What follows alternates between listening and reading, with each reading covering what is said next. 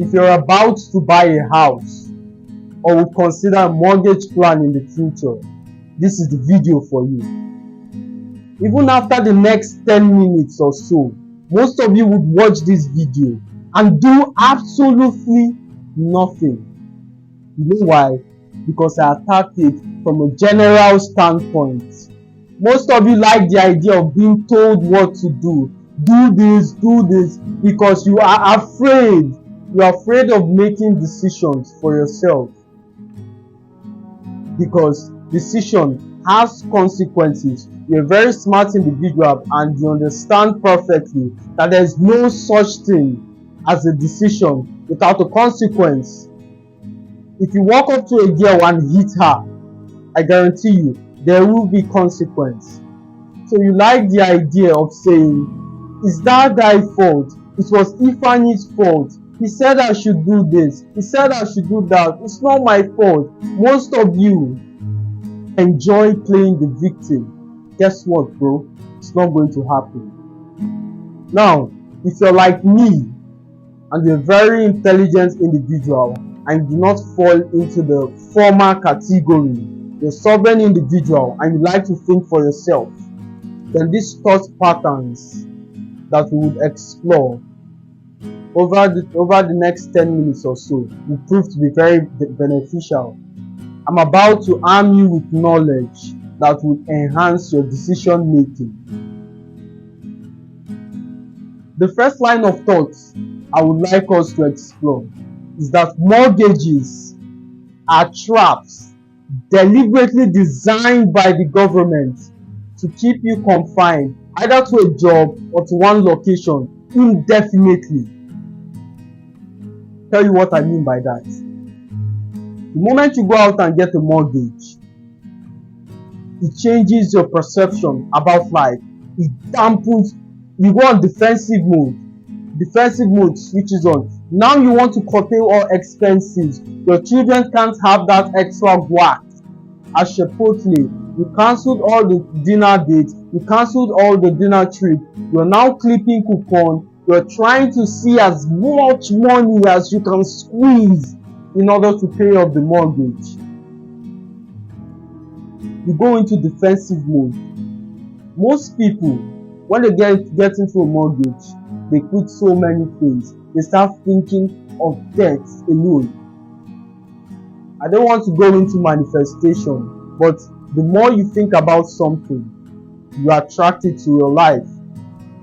Ever thought about an individual for a long enough time, he would call you. It's an experiment you can try. If you think about someone on a long enough time frame, he or she will call you. So the moment you're stuck thinking about debt, how can I get out of this debt? You're attracting it the more to your life. So it's not the mortgage in general, it's what the mortgage does to you as an individual. You see, mortgages dampens your productivity.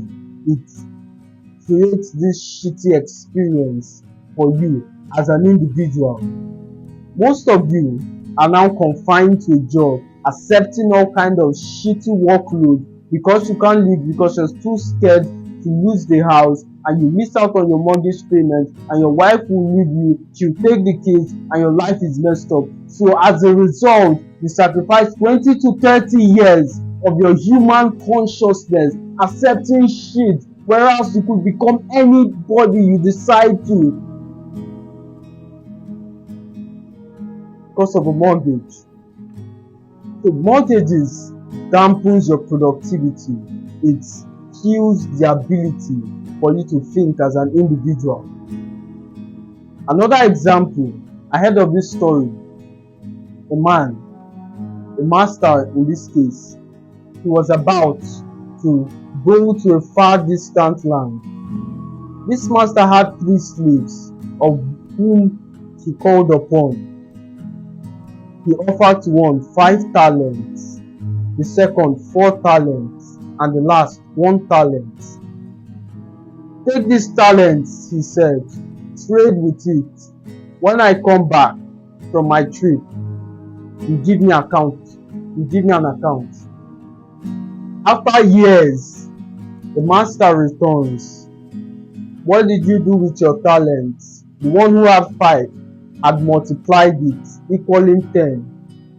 He gave a commendation, thou good and faithful servant. The one who had 4 had multiplied it. He received the same remark, thou good and faithful servant. The one who had 1 went and dug it up where he brought it, where he hid it. He said, I know you are a hard man, and so I hid your talent such that when you come back, I'll be able to hand it to you. Here is it. The master responded, you are a wicked and unprofitable servant. He took the talent and he gave it to the one who had multiplied by 5. Now, what is the moral of this story, and how does it tie to the initial discussion? It is that whatever you don't use, you lose. So once you dampen your creativity, once you shut down the idea of taking risks because you are confined to some kind of mortgage payment, on a long enough time frame, you will lose your ability to think. You will always be logical and play it safe. Unlike the master, God will take your creativity and give it to someone else who's out there taking risk. To avoid mortgage payment or anything that will put you into debt, especially if it's not for financial gain. That's the first one. The second is, most people, and this is the last point we make on this subject, many in fact have been beguiled by their realtors or the salesman that this is the best investment of your life. Well, if this is the best investment, I might as well upscale it. So from a $200,000 home, you go to a $500,000. Well, this is the best investment, I might as well go all out. But I would go into the nuances a little bit later. However, they are only selling you that dream because it inflates their paycheck. As you all know, salespeople function on a percentage basis. So the higher property they sell you, the more they get paid out. So it is understandable why they will make such comments. So you as an individual have to sit there. Just because you qualify for something doesn't mean you should take advantage of it. And this is something they refrain from teaching in schools. Deliberately so. Just because you qualify for that $100,000 loan, $200,000 loan, doesn't mean you should take it out. It's not free money. Of course, I can go out there and buy $100,000 per tech. Does that mean I should do it? Of course, I won't fucking do it. That's go against every single thing I stand for. Would I do it in the future? Of course I would. When I have some assets that can pay for that liability.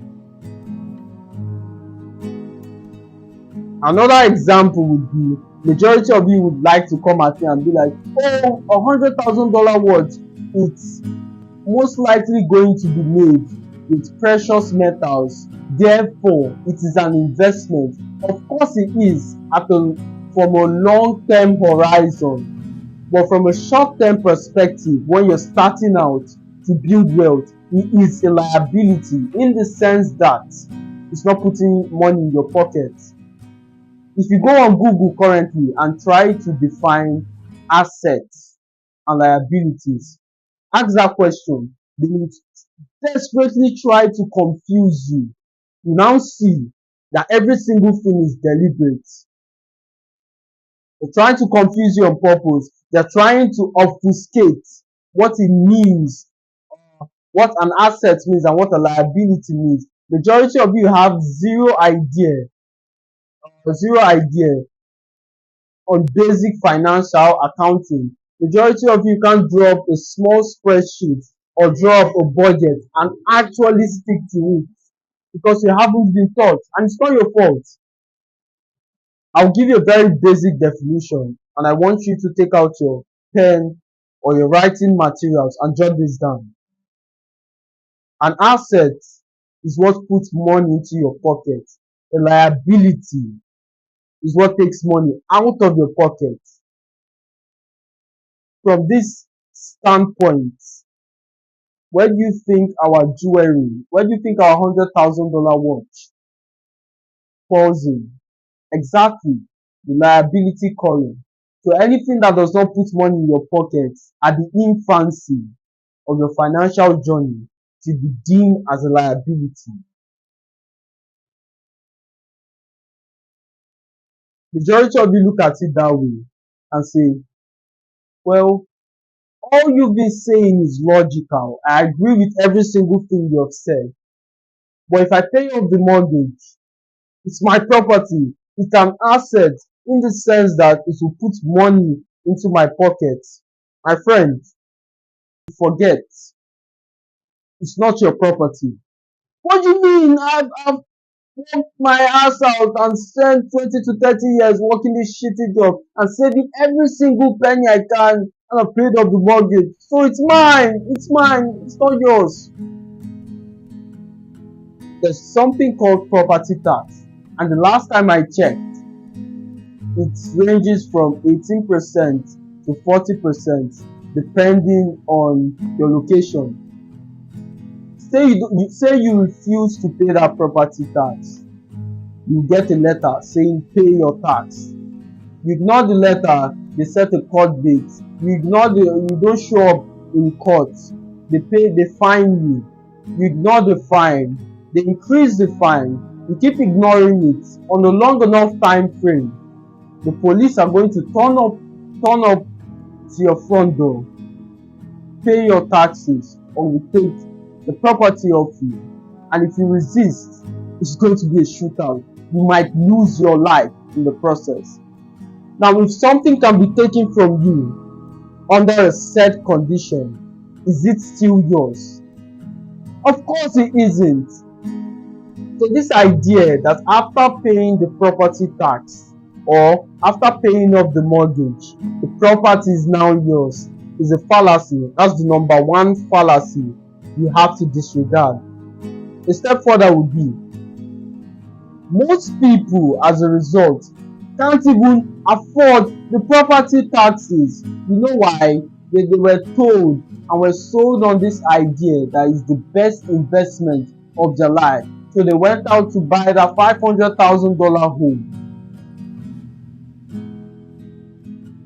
Let's be generous. The 10% tax annually on a $500,000 home, can you really pay is $50,000? So the average British earner earns £35,000. If you use your whole salary, you still be in deficit.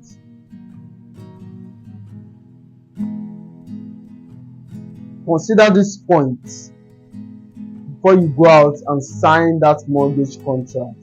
Do not dampen your creativity because you want security, which is what most people do.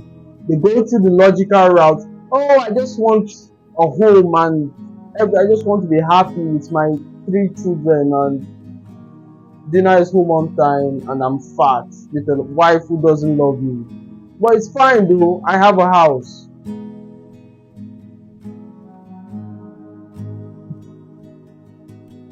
What do I say to you? You see,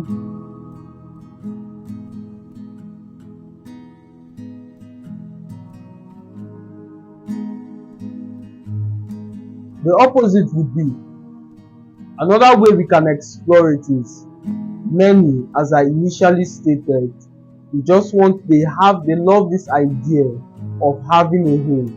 So I've explained the disadvantages. Let me appeal to the people on the other end of the spectrum. Many people hate risk. Many people are so deluded, and I say it's a delusion because in fact it is, that they are going to exist on planet Earth without having a home. To those kind of people, the mortgage is like a beacon of hope.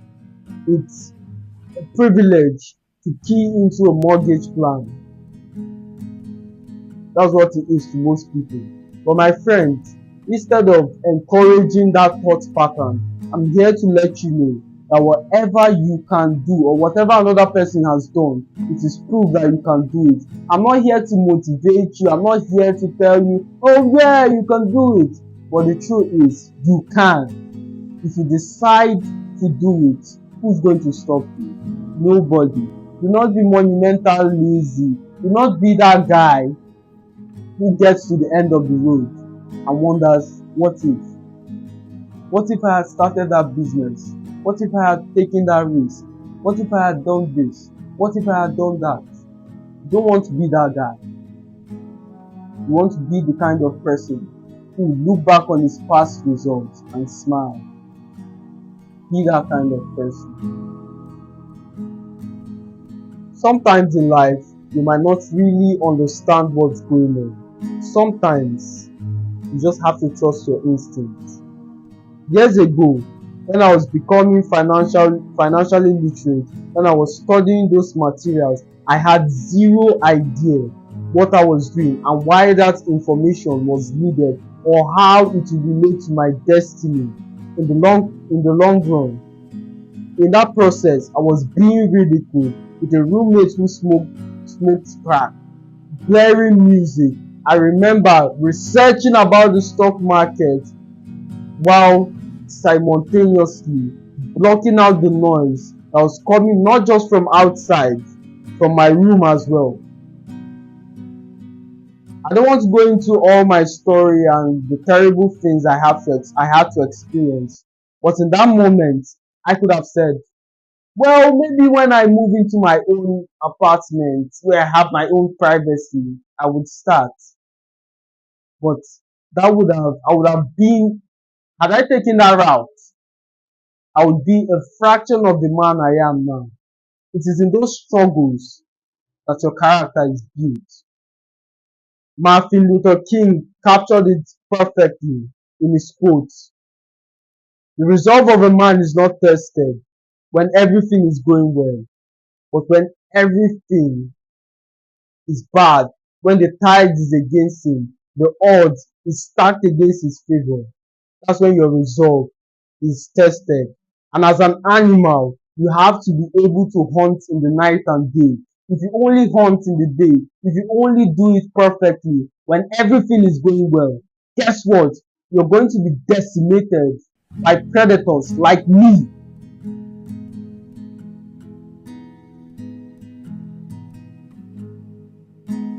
For somebody listening, every single thing I have said from the start of this video up until this point had zero resonance with you. But this last sentence I just made can be a sign for you to take that first step. Stop waiting for something to happen. Stop waiting to move out of the apartment before you start becoming financially literate, before you start your own channel. Oh, what if my friends see me recording and laugh at me because our apartment is not in the best shape and the mattress is on the floor and I have no air conditioning and there's so many things, so many alibis I can shield myself with? My response to that would be, good, start now. I had zero advantages whatsoever. I'm not supposed to be sitting here speaking to you. But I went against every single thing that was blocking me from my desired goal. Any barrier I would break to get to the other end of my desires. My friend, the best time to plant a tree was 5 years ago. The second best time is now. Take action. TICI. Trust in your crazy ideas. Trust in your crazy ideas. Whenever you're scared and skeptic, TICI. TICI it. TICI. Trust in your crazy ideas. And it will work out fine. As always, my friend. It's a pleasure speaking to you. I'll see you next one.